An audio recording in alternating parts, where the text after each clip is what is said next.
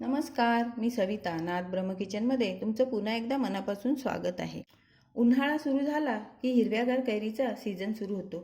या हिरव्यागार कैरीचे अनेक चविष्ट पदार्थ केले जातात। कैरीचं लोणचं, चटणी, मेतंबा, पन्ह असे बरेच पदार्थ घरोघरी हमखास केले जातात।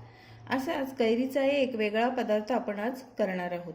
आज आपण कच्च्या कैरीची कढी बनवणार आहोत। ही कढी चवीला आंबट, गोड, तिखट अशी अप्रतिम लागते। जेवणात वरण भाताला एक उत्तम पर्याय म्हणून तुम्ही ही कैरीची कढी नक्की ट्राय करू शकता। उन्हाळ्यात उष्णतेने आपल्या घशाला सतत कोरड पडते व आपण सारखे पाणी पीत असतो। त्यामुळे होते असे की आपल्याला भूक लागत नाही, काही खावेसे वाटत नाही, मग आपल्याला काहीतरी हलके पण चविष्ट खावे असे वाटते। तेव्हा कैरीची आंबट गोड कढी तुम्ही भाताबरोबर खाऊ शकता किंवा कैरीचे सार म्हणून पिऊ शकता। कच्च्या कैरीची कढी करण्यासाठी मी इथे कैरी कट करून घेतलेली आहे आणि तिच्यासाठी एक वाटण तयार करणार आहे। त्या वाटणासाठी मी इथे थोडी कोथिंबीर घेतलेली आहे, ओलं खोबरं घेतलेलं आहे, 5-6 लसूण पाकळ्या, थोडं आलं आहे, अर्धा चमचा जिरं, 5-6 हिरव्या मिरच्या आणि ही डाळवं आहेत, ह्यांचं मी एक वाटण तयार करणार आहे। आणि फोडणीसाठी इथे मी 2 लसूण पाकळ्या घेतलेल्या आहेत, 1 लाल मिरची घेतलेली आहे, थोडासा कढीपत्ता घेतलेला आहे, पाव चमचा मेथी आणि अर्धा चमचा जिरं घेतलेलं आहे, अर्धा चमचा मोहरी घेतलेली आहे, चवीनुसार मीठ वापरणार आहे, चवीनुसार इथे गूळ आपण वापरणार आहोत आणि पाव चमचा हिंग आणि अर्धा चमचा हळद हे सर्व फोडणीसाठी वापरणार आहे। आणि ह्याचं मी आता एक वाटण तयार करून घेते। आता आपण एक छान वाटण तयार करून घेऊया। आपलं वाटण सुद्धा तयार आहे आणि आपली कैरी सुद्धा वाफवून झालेली आहे। आता आपण कढी करायला घेऊया। कढी तयार करण्यासाठी मी इथे एक पातेलं घेतलेलं आहे, त्याच्यामध्ये 2 चमचे तेल टाकून तेल आता गरम झालेलं आहे, आपण आता फोडणी देऊन घेऊया। यासाठी आपण घेतलेली अर्धा चमचा राई, मेथी आणि जिरं।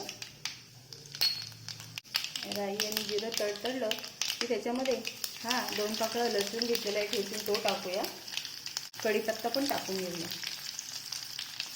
लाल मिरची घेतलेली आहे ती सुद्धा मी फोडणीतच टाकते। चिमूटभर घेतलेलं हिंग सुद्धा आपण फोडणीत टाकून देऊया, हळद, मीठ अर्धा चमचा घेतलेलं आणि हे छान मिक्स करू आणि त्याच्यावर आपण हा वाटून घेतलेला मसाला सर्व टाकून घेऊ। छान परतून घ्यायचं आहे 1 मिनिट। आपला मसाला छान परतलेला आहे, पण त्याच्यामध्ये थोडंसं पाणी घालून घेऊया।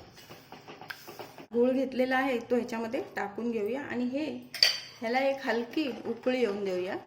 आपण कैरीची सालं काढून कैरीचा गर मिक्सरला फिरवून घेतलेला आहे, आता तो आपण कढीमध्ये टाकूया।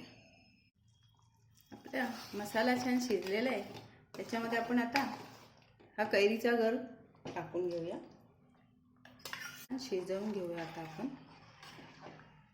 थोडीशी कोथिंबीर टाकूया,